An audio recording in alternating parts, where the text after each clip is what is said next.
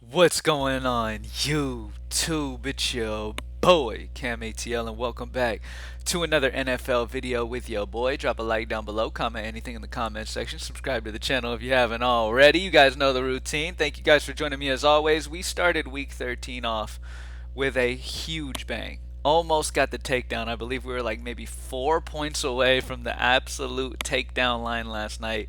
That would have been a fantastic way to start. But either way, man, we were at the top of everything last night. It was another great victory after a rough week 12. Week 13 is already starting off on a much better note. Amazing week 13. Back to just regular scheduled programming for the squad. Greenlightdfs.com to join the squad. As you guys can see, NFL Greenlight Optimizer is updated. I updated it with my new recent project. I've been working on projections this morning. It is completely updated with like new injury news and stuff like that, and where guys are getting bumps and all that type of stuff as of this morning. So it is updated. Everybody with an NFL package, you have access to this. Same thing if you get an NBA daily package, you'll have access to my NBA optimizer as well over there. And I update that as the day goes on and as injury news comes out as well. All right, so let's get straight into this. As you can see with my just overall projections on all, I have Jonathan Taylor as the top projected play on this entire slate. I love Jonathan Taylor this week, man. It's just in a fantastic spot here against Houston, who's very bad versus the run. The Colts should also win this game, so it's just going to be a run-heavy script as well. I really like this spot here, man. Jonathan Taylor's in a fantastic spot. He is my favorite spend-up guy. The only issue with him is that there are value guys, but we'll go position by position. Let's start at quarterback.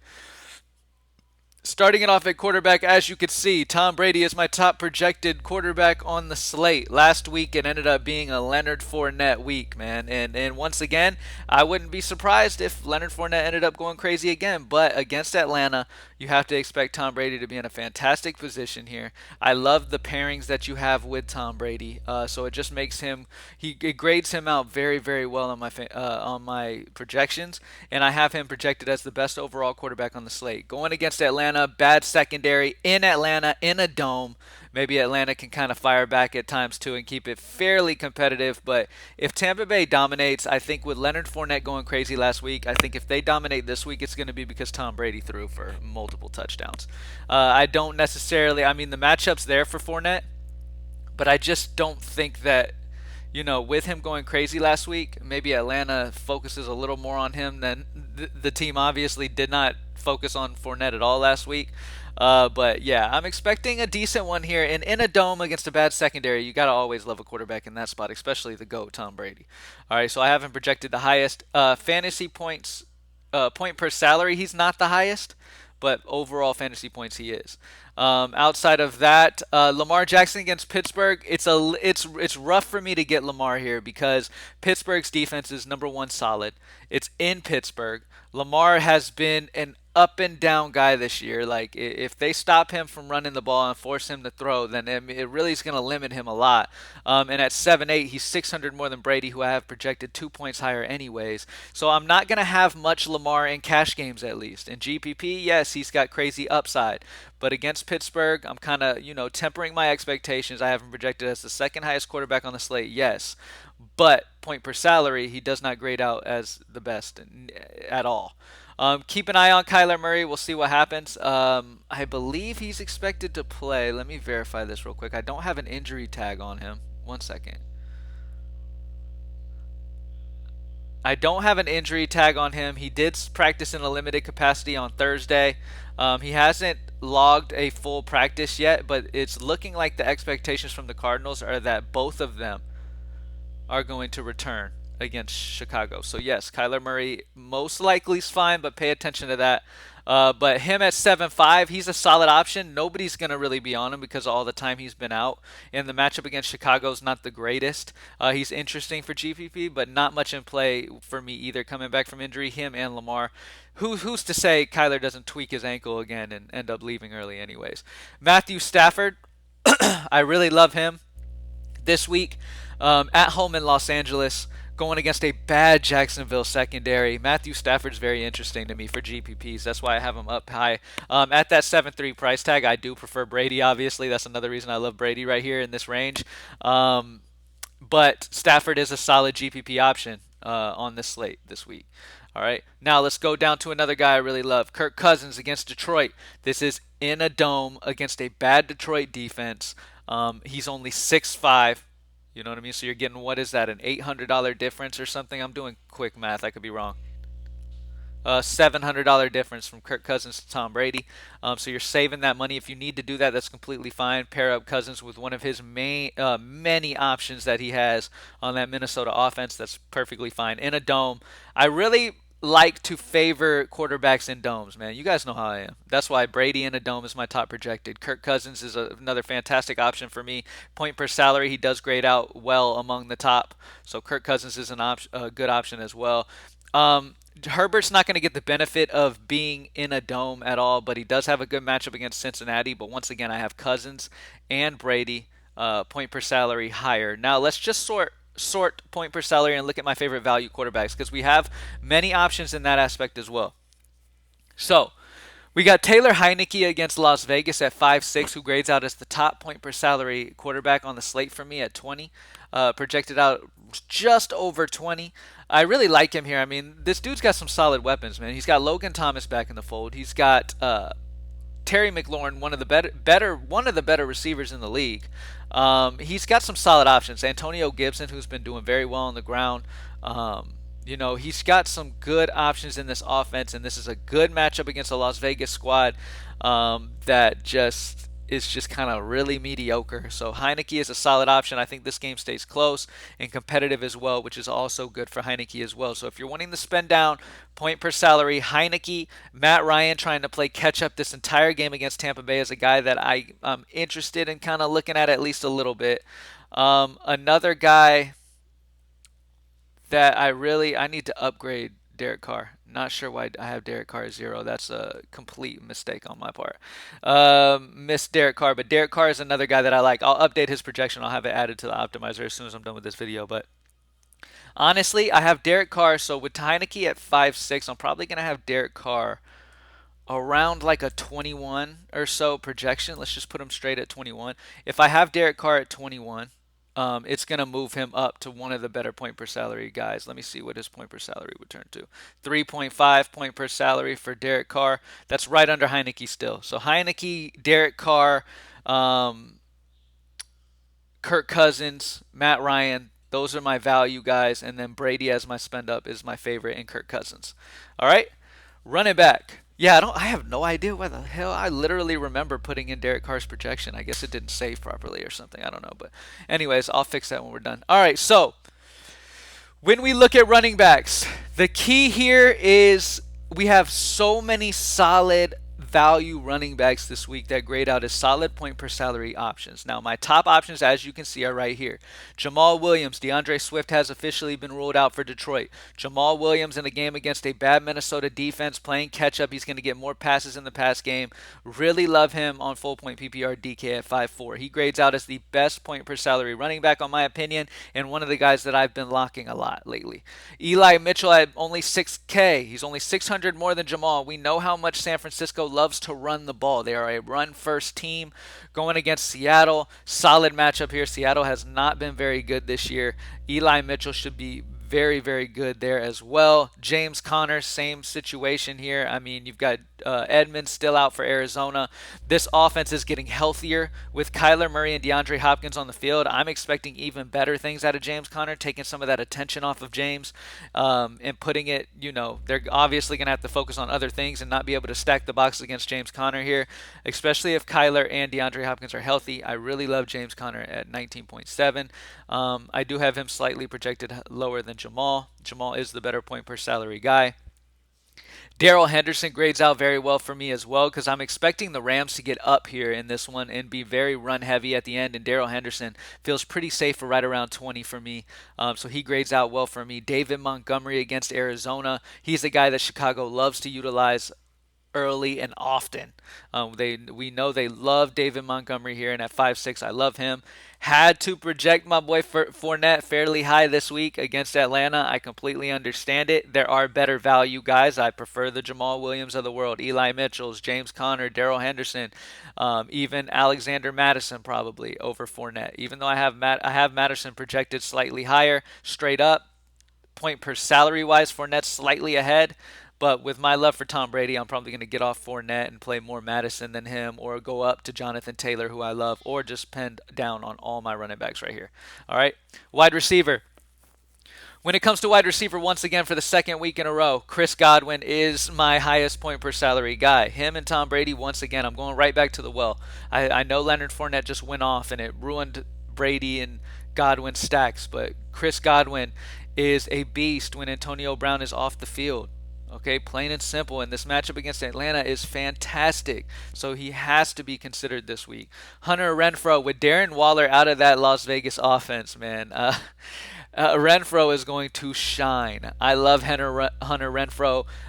You take Waller off the field, man. He's going to be heavily targeted. He's one of my favorite receivers probably this week on this slate. So Renfro is a very solid option, especially full point PPR DK. I have him projected almost 19. So for Renfro to be projected that high, he's damn near locked in my lineups. Jawan Jennings is a little sneaky punt guy. Him and Josh Reynolds both. You guys see, I like pricing these guys up a little bit here because they're in great spots. DeAndre Swift out, sped Josh Reynolds to get even more targets. He has been the main target, it seems like, now for Goff. They have history together back in St. Louis, if you guys remembered. So, or for the Rams, if you guys remember. So I really like this spot here for Reynolds and Jawan Jennings with Deebo Samuel banged up. Let me check one more time on Deebo. I believe Deebo will be missing, correct? I believe Deebo will be missing. Yeah, Deebo Samuel is doubtful, so Jawan Jennings is going to get a bump in play, as well as Brandon Ayuk. Love both of these guys. As you can see, I have Ayuk projected at a 2.8 point per salary value guy, so he's up here in the core of guys that I like this week. Right around that price tag, I do like Brandon Cooks. I have Brandon Cooks a couple points ahead of Ayuk just because he has been proven to be the number one option by a good margin in a game where Houston should be behind playing catch up here. I have some interest in GPPs playing Jonathan Taylor and running back on the other side, Brandon Cooks. I definitely have interest in that strategy as well for GPPs, but mainly for the wide receiver range here, Zay Jones is a little interesting as well as a full-on punt if you want to play that route. But I really love this core right here, guys, as you guys see. All right, I love Jawan Jennings as a value punt. If you're really trying to get cute, Jawan Jennings gets a long touchdown or something, and the rest of your spend-up guys do well. I mean, you could be looking at a takedown getting one of these guys right here. So really like that spot. But my core, Godwin, Renfro, Cooks, Ayuk, those are my main core wide receivers I really like. And then you've got the value of Jawan Jennings and Josh Reynolds. My highest projected wide receiver is going to be Cooper Kupp. That shouldn't be much of a surprise. I have, on top of that, you have Odell Beckham, who's banged up right now. Let me check on Beckham, see how his practices has been doing. He is uncertain for Sunday. So if Beckham misses Sunday, Kupp might end up having to be locked in, and you might have to take one of those values of a Jawan Jennings or a Josh Reynolds. All right, so pay attention to the Cooper Kupp situation. We'll have to see what ends up happening, but I really love this spot here for Cooper Kupp if Odell Beckham in fact does end up missing. It's a fantastic spot here. All right. Let's switch over to tight end. Let's do point per salary straight up just because you guys know I like to just spend down at tight end most of the time. And that's going to be Foster Moreau is going to be your core guy this week. All right. I'm not sure if I'm saying his name right. I'll just call him Foster. Plain and simple. One of the highest targeted players in all of the NFL is out for Las Vegas. So simply put, Renfro and Moreau are fantastic options. If you want to go Carr, that's why one of the issues, I think that's where I messed up with Carr, is I was looking at Carr for a while trying to really get his projection exactly where I wanted and see if I wanted him, locked in, because the Greenlight Optimizer is GPP based, tries to, go safe, but yet with some upside to where if you were to optimize 150 lineups, you have a high probability of getting the top line. So I was looking at him. I must have just literally not saved it properly or something when I was working on him. But I love Derek Carr paired up with Moreau and Renfro this week. I love those guys a lot. You can run it back with Antonio Gibson. You can run it back with Terry McLaurin. You can even play Moreau and Renfro run back by Taylor Heineke. You could do all types of different strategies, but at the end of the day, Las Vegas is where the value's at, and especially at tight end. I'll be completely transparent with you, I have not built many lines for week 13 that does not consist Moreau, Foster. All right. I do not have many lines that I have built leading into week 13 yet without him, just because he makes so much work. You know what I mean? And he's just a stud, man. Almost projected at 10. He played almost every offensive snap once Waller left. I mean, this is just easy peasy. I'm not even going to confuse y'all with talking about many other people. My top projected tight end overall is Kyle Pitts playing from behind against Tampa Bay, and I love George Kittle here with no Debo as well. All right, so those are my top two guys, and then value guy is Foster. Let's look at defense. Point per salary. Eagles project as the top overall for me against the Jets. The Jets just majority of the time, man, the Jets are behind. They have to throw to catch up, and they end up making mistakes trying to do too much. And the Eagles defense is a decent, solid option this week. Really love them against the Jets here. The Jets are at home, so maybe the Jets do okay, but there isn't any like full-on punt defenses that feel great to me here. To be completely honest with you, so we will have to wait and see how this goes. But for right now, I definitely think that the Eagles' defense against the Jets is a very solid option at defense. I've been playing a lot of them. The Cardinals, the Colts is interesting at home. If you have a Jonathan Taylor line, pairing him up with his defense makes sense. Um, but honestly, that's about it. Normally, you guys know, normally I like to get those 2K range defenses, but this week none of them feel great. So really, Eagles project out as my favorite defense overall, and then the Cardinals and Colts round that out. All right. So that's about it, man. Overall, on this slate, my key points that I want to make here is the value guys. As you can see on my screen right now, these are my overall favorite value plays on this entire slate right here that you can see on your screen right now. All right. We have Moreau, Jamal Williams, Heineke, Brady, Carr, Matt Ryan, Eli Mitchell, James Conner, Darrell Henderson. Like these guys grade out as amazing value options. These are my core quarterbacks that I've been paying attention to. It's a group of four guys. Really, haven't had a ton of Matt Ryan, but for GPP, I have to have him in consideration here because they will play from behind and he could get a lot of garbage time. But Derek Carr, Brady, and Heineke are my core three quarterbacks. Running backs, Jamal Williams, Eli Mitchell, James Conner, Darrell Henderson are my core running backs that I really love this week. And then when it comes to wide receivers value, Godwin, Renfro, Jawan Jennings, and Reynolds are my two punt wide receiver values of the slate. Brandon Cooks, Ayuk, those are my core guys. If Odell Beckham misses, I'll probably love to grab one of these guys, probably Jawan Jennings or Reynolds, one of these two, and get up to like a Cooper Kupp. Because Kupp without Odell will we already know what to expect there. So keep an eye on that. Zacchaeus, if you play a Matt Ryan GPP line, I'm sure if you optimize 150 with the Green Line Optimizer, there'll be some lines with Zacchaeus and Matt Ryan in it playing from behind. That's a solid GPP strategy as well. All right. Thank you guys for joining me as always, man. Good luck. GreenlightDFS.com. Join the squad. Let's smash week 13, baby. Let's get right back to it. Let's go. Let's turn this right now. We're 8-4 on the main slates for NFL this year. Let's make it 9-4, and let's end this year off with a bang, man. Let's streak the rest of this season, and let's get it. I'm out. Peace.